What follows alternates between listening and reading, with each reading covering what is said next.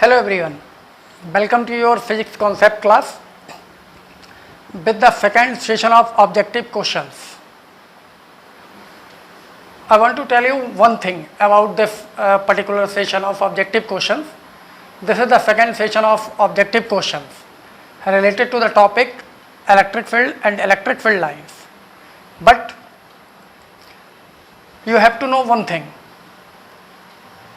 Although I will read and explain all the questions of session one by one, but if you want to note down the questions of this particular session, then you have to go on my Facebook page with the same name, Dikshit Physics Point, and download the paper of this particular session.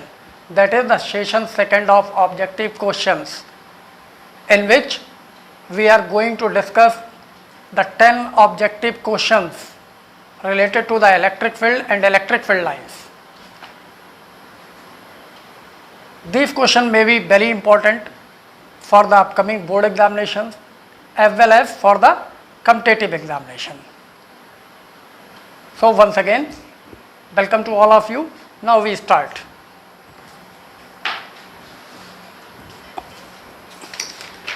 This is the question paper of today's session, and it has 10 questions only.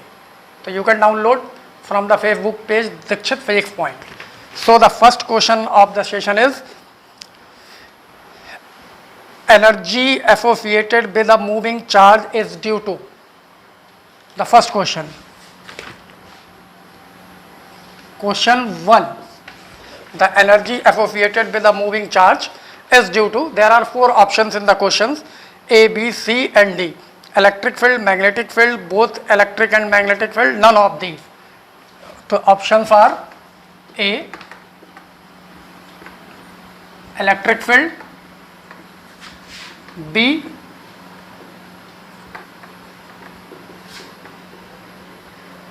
magnetic field, and C, both electric and magnetic field.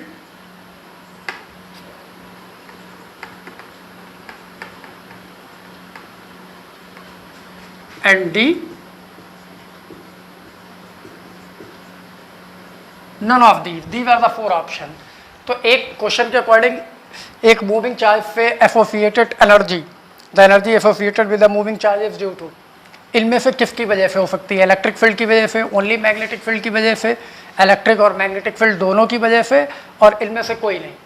तो simple है, एक moving charge electric field में भी travel करता है, electrical effect भी होते हैं, और मैग्नेटिक फील्ड में भी उस पर इफेक्ट होता है.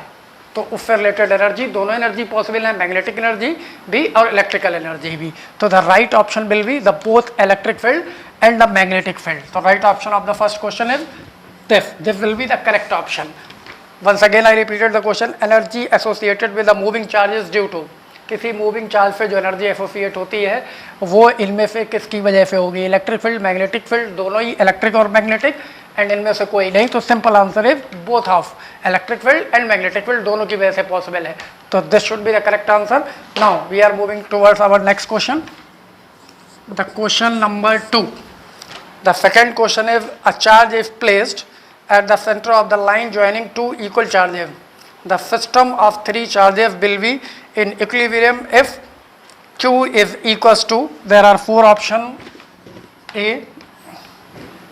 minus Q upon 2, V, minus Q upon 4, C, plus Q upon 4, and D option is plus Q by 2.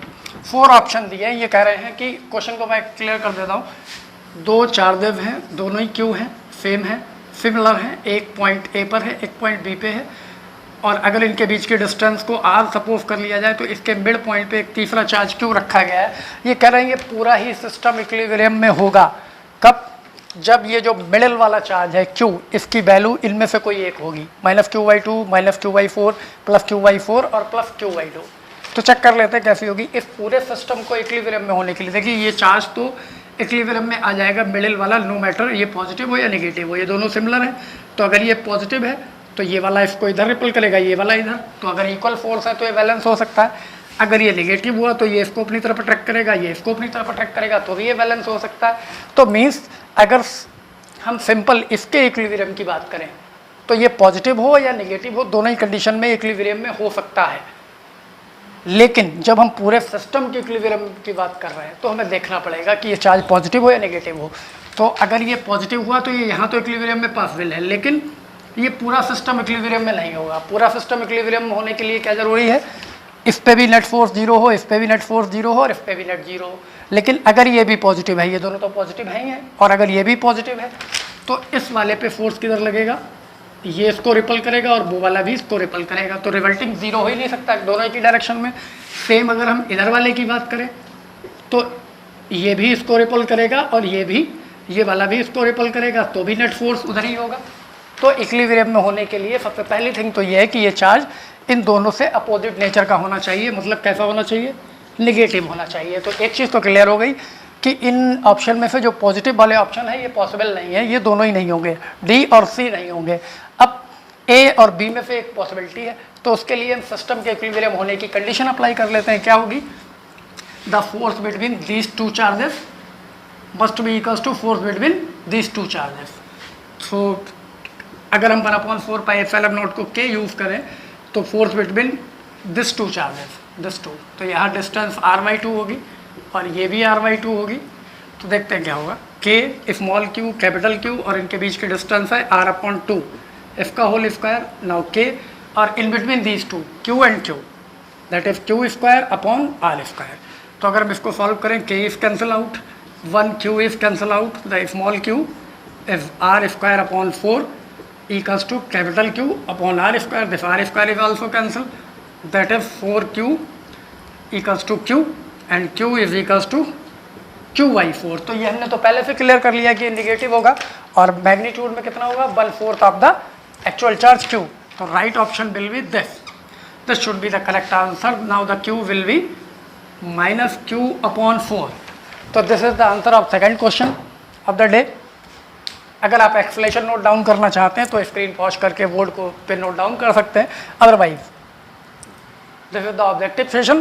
तो only correct option is this, V. Now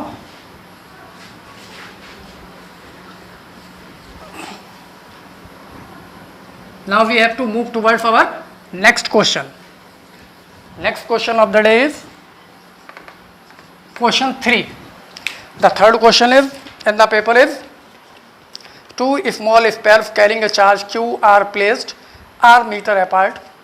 If one of them is taken around the other one in a circular path of radius r, the work done will be, the four options are: A, the work done will be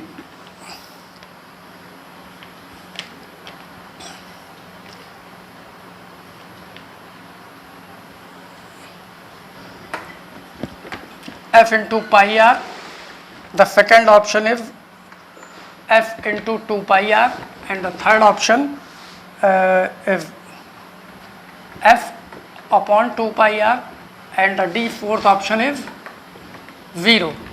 question को पहले understand करते हैं ये क्या है, और where F is the force between them the spheres. तो ये दो स्पेयर गिवन है, A एंड B सपोज कर लेते हैं, एक दूसरे से r डिस्टेंस पे। ये कह रहे हैं अगर एक स्पेयर को दूसरे स्पेयर को एक सर्कुलर पाथ में रिवॉल्व किया जाए तो इस प्रोसेस में वर्क कितना होगा।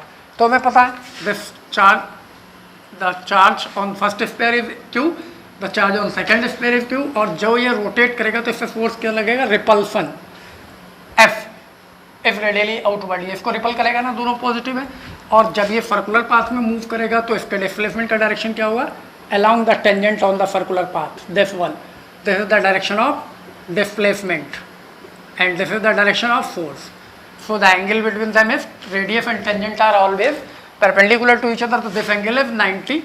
So if we calculate the work done, then work done must be equals to F dot ds, this is F ds cos 90, or because cos 90 degree is equals to 0, the work done is 0. So which one is the correct option? The D should be the correct option. So right answer is this. The force the work done in moving a charge q on a circular path around the charge q in a radius of r is 0. This is the correct answer. So you also can note down this. Now the fourth question. What is the fourth question? The fourth question.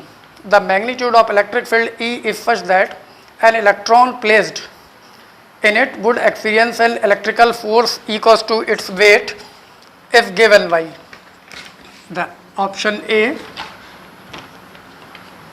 is mge, the option B is mg upon E, the option C is E upon mg, and the option D is E square upon m square g. ठीक है, question पहले understand कर लेते हैं. An electron and a proton, sorry, the magnitude of electric field capital E if such that an electron is placed in it would experience an electrical force equals to its weight if given by. मतलब ये है कि अगर किसी electric field E में कोई electron equilibrium की state में है कि उस पर अप्लाई होने वाला फोर्स उसके वेट के इक्वल है, तो इलेक्ट्रिक फील्ड की वैल्यू इनमें से क्या होगी. तो कंडीशन अप्लाई करते हैं. फॉर एग्जांपल सपोज करते हैं ये इलेक्ट्रिक फील्ड अपवर्ड है और यहाँ पे कोई इलेक्ट्रॉन है, इसका वेट mg डाउनवर्ड वर्क करेगा और इलेक्ट्रोस्टैटिक फोर्स इस पे F equals to E upward लगेगा. तो इसी सिचुएशन में ये बैलेंस हो सकता है, F is equals to weight. तो इस कंडीशन को जब हम यूटिलाइज करेंगे E is equals to mg, तो the value of electric field will be mg upon E. तो which will be the correct option. आप देख सकते हैं mg upon E upon mg, E square upon M square G. तो mg upon E is the right answer, so the it's correct option will be V. mg upon E is the right answer of this question. So once again you can note down the explanation of the questions if you want. Otherwise the right option is only sufficient for the objective question if you understand. Now इसको भी आप ऐसे ही note down कर लेंगे.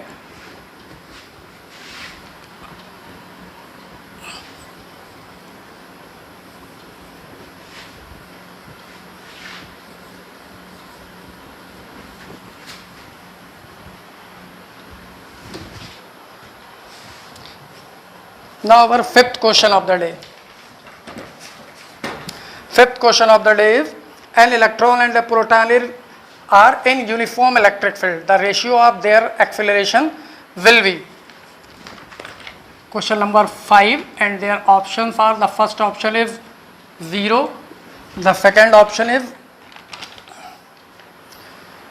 uniform electric field,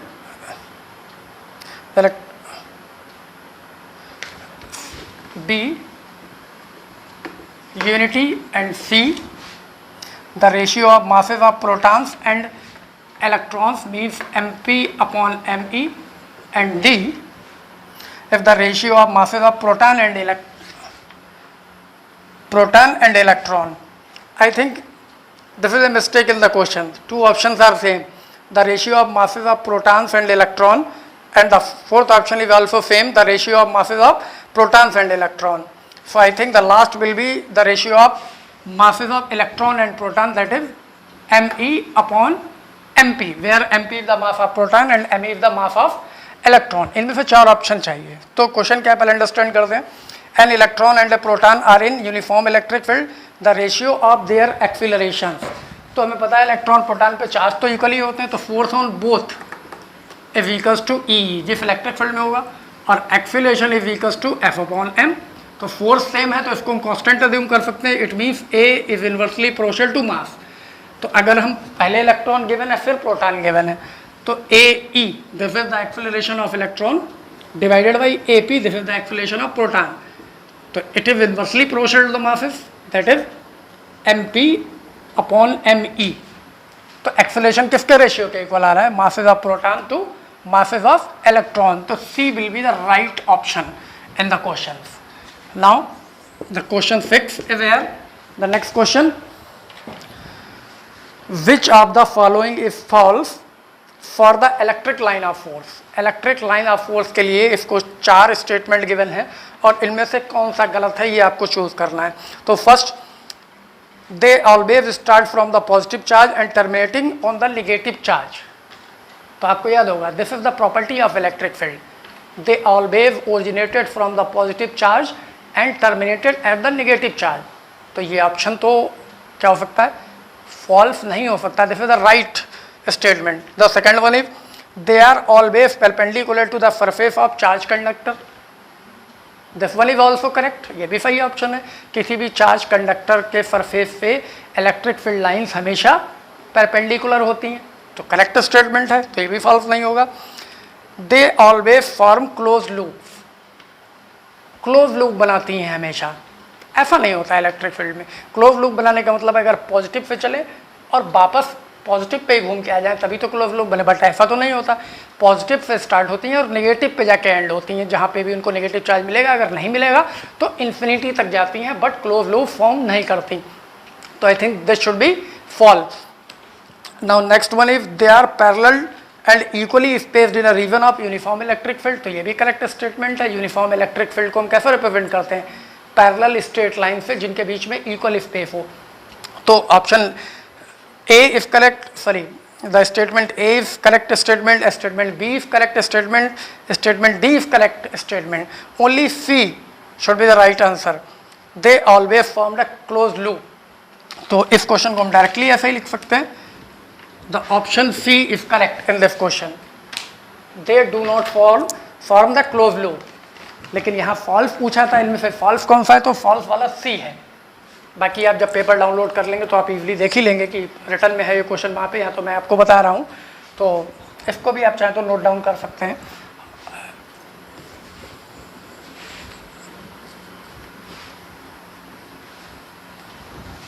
now our seventh question.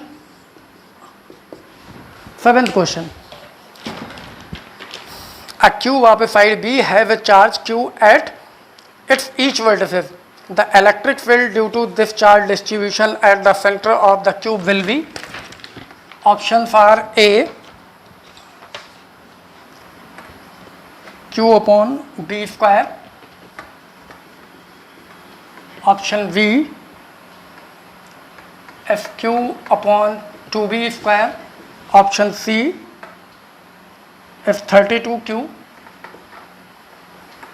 upon B square. Option D is 0. तो question क्या है, पहले वो अंडरस्टैंड कर रहे हैं. ये कह रहे हैं कि एक बी साइड का क्यूब है. अगर हम यहाँ पे एक क्यूब फॉर्म कर लेते हैं, दैट्स वन, जिसकी साइड वी है और इसके सारे वर्टिसेस पे ये चार्ज रखे गए हैं. क्यूब इक्वल चार्ज प्लेस्ड है. तो कितने चार्ज हुए इस पे, overall 8 charges.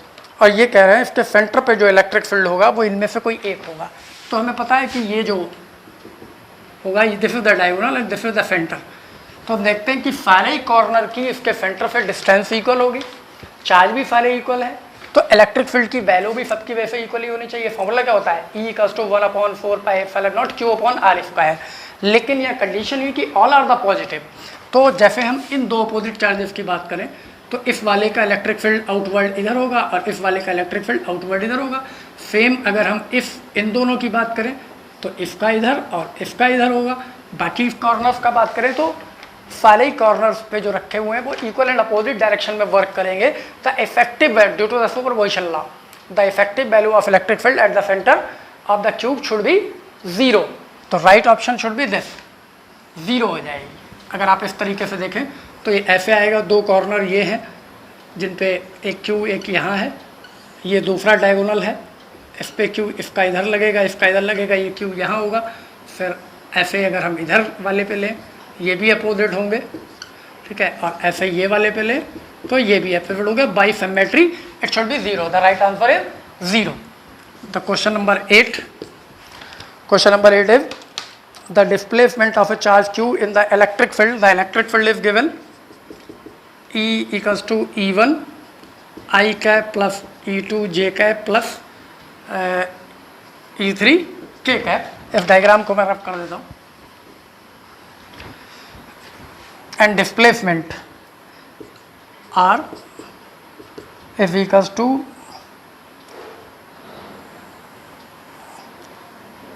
A I cap plus V J cap. The question is this: the displacement of a charge capital Q in the electric field E is given. The work done will be, the four options are here, Q A E1 plus V E2, the first option, V Q A E1 square plus V E2 square power 1 by 2, and C option is Q E1 plus E2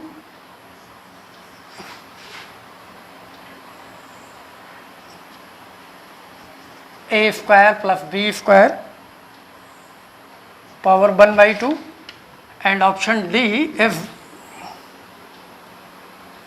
Q E1 square plus E2 square power 1 by 2 A plus V. ये है condition, ये electric field given है, ये charge का displacement given है, और यहाँ पे चार्ज Q गिवन है. ये करें इस डिस्प्लेसमेंट के लिए, इस इलेक्ट्रिक फील्ड में एक चार्ज Q से वर्क डन होगा जो वो कितना होगा. तो हमें पता है वर्क डन का फॉर्मूला क्या है, इनमें से कौन सा ऑप्शन करेक्ट है चेक कर लेते हैं. W equals to F dot R हो जाएगा, और F क्या होगा, QE हो जाएगा, डॉट R हो जाएगा, और इसमें से QA और E और R का डॉट प्रोडक्ट ले लेंगे. तो E की वैल्यू गिवन है E1 I cap plus E2 J cap plus E3 K cap dot R is A I cap plus V J cap. अगर हम इसको सॉल्व करते हैं तो Q इज कॉमन. यहाँ देखते हैं डॉट प्रोडक्ट लेंगे तो सिमिलर वाले बचेंगे, ये तो हमें पता ही है, डिसिमिलर वाले 0 हो जाएंगे ड्यू टू द एंगल 90. तो E1 A E1 plus second one is V E2.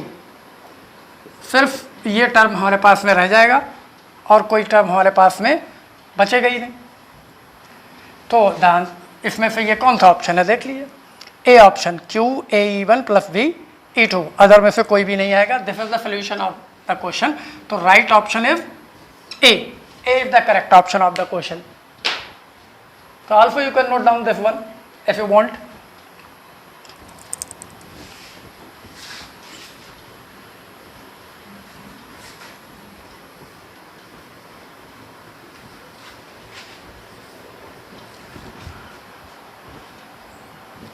Now the next question, question 9.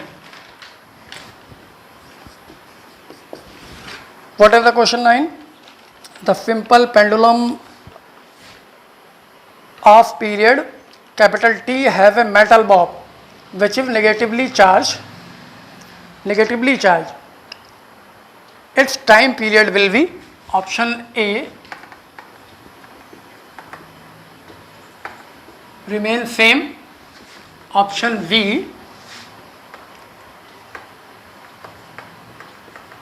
less than T, and option C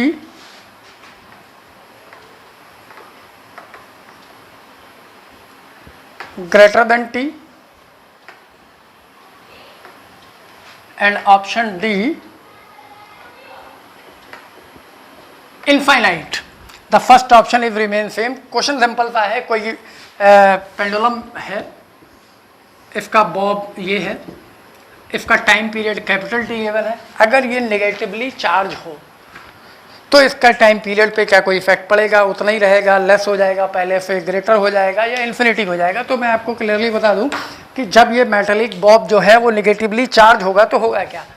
negatively charge means the excess of electrons, ज़्यादा electrons आ जाएंगे, और electrons are the matter particle, so the mass of bob increases when the metal bob is negatively charge. और अगर ये positively charge होता तो electron lose करता है, इसका मास डिक्रीज हो जाता. बट मेन थिंग ये है कि the time period of a simple pendulum does not depend upon the mass of bob. The formula is T equals to 2 pi under root L upon G. This is the formula. This formula is independent from the mass of bob. तो इसमें कहीं Bob का मास नहीं आ रहा है.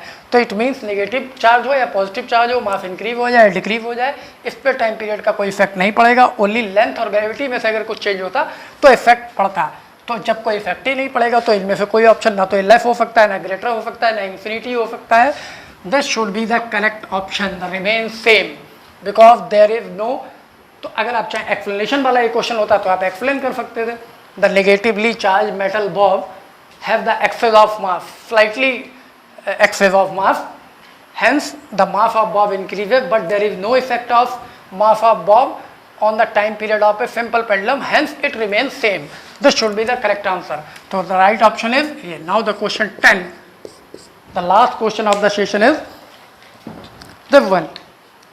A charged particle is suspended in equilibrium in uniform vertical electric field of intensity 20,000 volt per meter. If the mass of particle is 9.6 into 10 to the power minus 16 kg, the charge on it, the excess number of electrons on the particle are respectively, the options are, the option A of the question 10th is 4.8 into 10 to the power 4.8 into 10 to the power minus 19 coulomb, and the excess electrons are 3. The option B is 5.8 into 10 to the power minus 19 coulomb and electrons are 4. Option C is 3.8 into 10 to the power minus 19 coulomb and electrons are 5, and option D is 2.8 into 10 to the power minus 19 coulomb and 1 electron. Question क्या understand कर लीजिए, एक charge particle है जो equilibrium में है किसी vertical electric field में, और इलेक्ट्रिक फील्ड की इंटेंसिटी गिवन है E is equals to 20,000 volt per metre, और मास ऑफ द पार्टिकल है, और जो पार्टिकल का मास है वो है 9.6 into 10 to the power minus 16 kg. This is the mass. The charge on it excess number of electron, इस पे चार्ज कितना होगा, और जब ये बैलेंस कंडीशन है, जैसा कि अभी लास्ट क्वेश्चन नंबर 5 और 6 में कंडीशन आई थी इक्विलिब्रियम में, जब ये बैलेंस होगा मीन्स ये कंडीशन होगी, अगर ये मैटर पार्टिकल मास है mg इसका डाउनवर्ड वर्क करेगा, और वर्टिकल इलेक्ट्रिक फील्ड में तो f यहाँ वर्क करेगा जो इस चार्ज का QE होगा. तो द कंडीशन जो होगी वो क्या होगी, QE इक्वल्स टू mg, और इलेक्ट्रिक फील्ड गिवन है, हमें सिर्फ फाइंड आउट ये करना है कि इस पे चार्ज कितना होगा और एक्सेस कितने इलेक्ट्रॉन एक्सेस होंगे. तो देखते हैं. तो जैसे मैं आपको पहले से बता दूं, the correct option is this, but मैं सॉल्व करके बताता हूँ कैसे हुआ. Q आपको पहले कैलकुलेट करना है, Q equals to mg upon E, और m is given 9.6 into 10 to the power minus 16, G is given 10 in the question, and electric field is 20,000, that is 2 into 10 to the power 4. So 2 divided by 9.6 divided by 2 is 4.8, and by adjusting power we have 4.8. this power is 16 minus 4 यहाँ आएगा तो negative हो जाएगा 20, और 20 में से ये 10 subtract कर दे तो 19 कूलम ऑफ चार्ज. और इस चार्ज पे कितने इलेक्ट्रॉन हैं ये भी हम कैलकुलेट कर सकते हैं. From Q equals to NE by the quantization of charge, N equals to Q upon E. Q is 4.8 into 10 to the power minus 19 divided by 1.6 into 10 to the power minus 19. So 19 is cancel. 16 3 is 48. This is 3 electrons. So only 3 electrons are here. So the correct option should be A. The charge on the particle is 4.8 into 10 to the power minus 19 coulomb, and the excess of electron are 3 only. So these are the 10 questions of the session. I hope you all will be understand. Now we will meet in our next session, that is the session 3. Till then, enjoy and goodbye.